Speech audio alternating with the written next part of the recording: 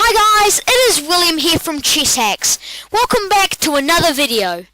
In today's video, we will be looking at how to checkmate with a rook. As you can see on the board here, we have got the checkmate position. The black king cannot move to any squares, because two of them being guarded by the rook and three of them are being guarded by the king. I bet you're all wondering how we get to this position. And it all starts off by rook to h3. If we go rook to h4, the king can roam around freely. But the whole purpose is to push the king onto the back row.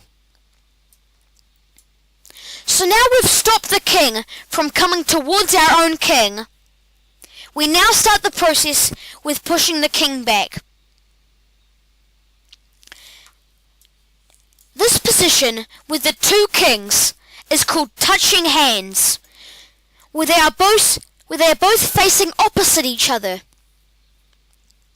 When we get to this position, we can just bring our rook to h4 and the king cannot move to any of these squares, so it has to come backwards.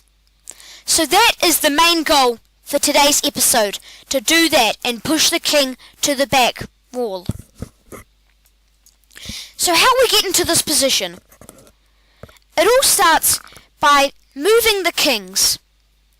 So when they're moving their kings, and we want their black king to move into facing hands, touching hands with the white king. And then we can just bring our rook down and then they have to move their king back.